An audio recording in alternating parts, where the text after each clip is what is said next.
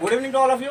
आज का टॉपिक चलेगा ये एक्सरसाइज नंबर 7.1 का एग्जाम्पल से बता रहे हैं। ऐसे 9 क्वेश्चन हम बता चुके हैं, लेकिन आप लोग इसको वीडियो वाले बच्चे 1 नंबर लिखिएगा और ऑफलाइन वाले स्टूडेंट जितने भी वो 10 नंबर लिखेंगे।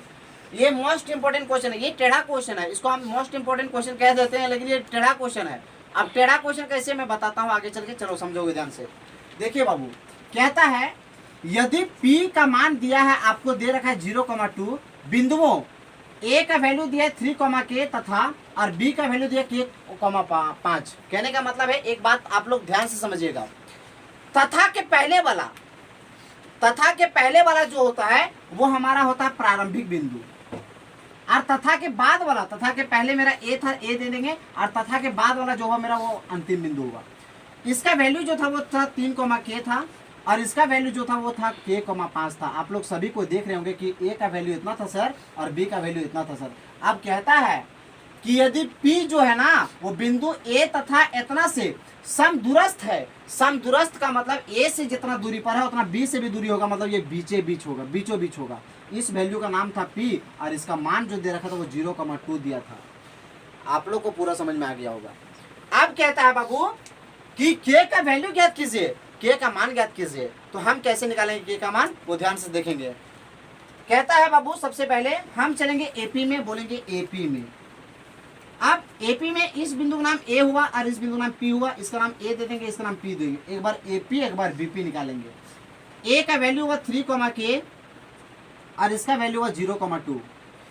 आप लोग सभी को समझदार बच्चे हैं। पहला वाला वैल्यू जो होता है बाबू वो होता है x का वैल्यू, और दूसरा वाला वैल्यू होता है y का वैल्यू। ये होता है x का वैल्यू, ये होता है y का वैल्यू। लेकिन आप लोग एक चीज गौर कीजिएगा, ये पहला डब्बा में चल रहा है इसलिए 1 दे देंगे हम बाबू यहाँ पर, और ये दूसरा डब्बा चल रहा है इसलिए 2 दे देंगे, मतलब ये दूसरा बिंदु था इसीलिए 2 दे दिए। अब क्या करते हैं, हम लोग लिखेंगे AP की बीच की दूरी।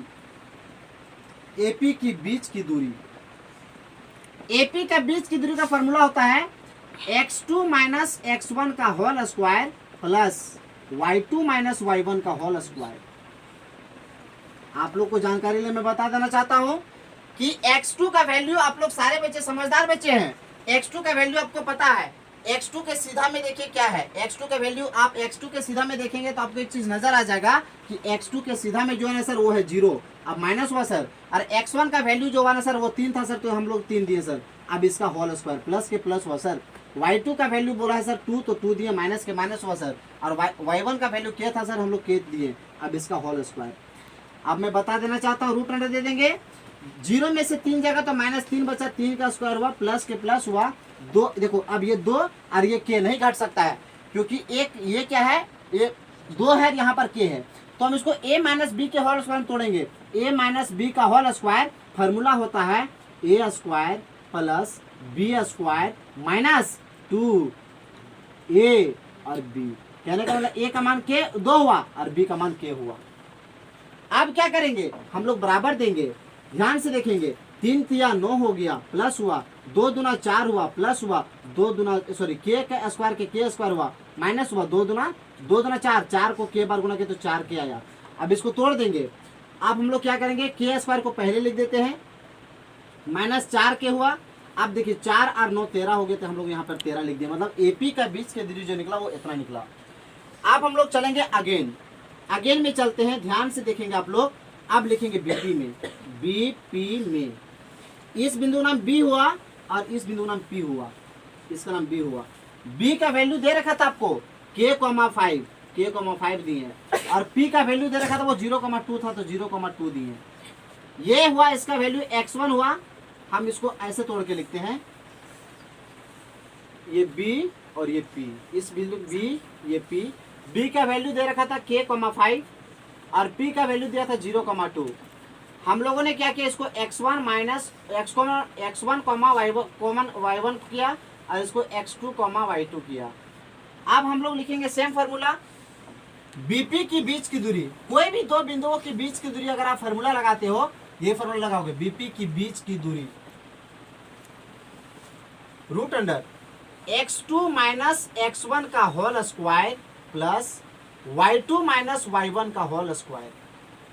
ध्यान से देखेंगे, x2 का वैल्यू मेरे पास है यहाँ पर 0, तो 0 दिए, माइनस हुआ और x1 का मान हुआ k, तो यहाँ पर हम लोगों ने k दिया, इसका होल स्क्वायर किया। ध्यान से देखो दोस्त, y2 का वैल्यू 2 होगा बाबू, तो हम लोगों ने 2 दिया, माइनस दिया, और y1 का वैल्यू 5 होगा बाबू, तो हम लोगों ने 5 दिया, इसका होल स्क्वायर किया। अब ध्यान से देखेंगे, 0 में से k जाएगा तो माइनस k बचा, इसका होल स्क्वायर हुआ, प्लस 2 में से अगर 5 जाएगा तो माइनस 3 बचा, 3 का स्क्वायर हुआ।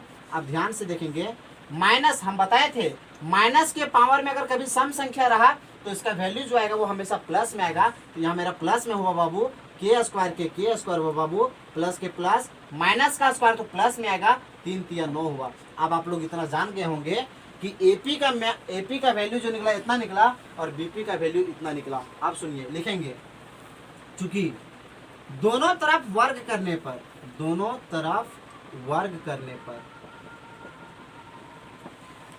तो दोनों तरफ मतलब एपी, यहां पर लिखेंगे एपी का स्क्वायर और एक लिखेंगे बीपी का स्क्वायर। एपी का वैल्यू जो मेरा हुआ बाबू, वो एपी का वैल्यू था रूट अंडर था सर के स्क्वायर माइनस 4k और प्लस 13 था सर।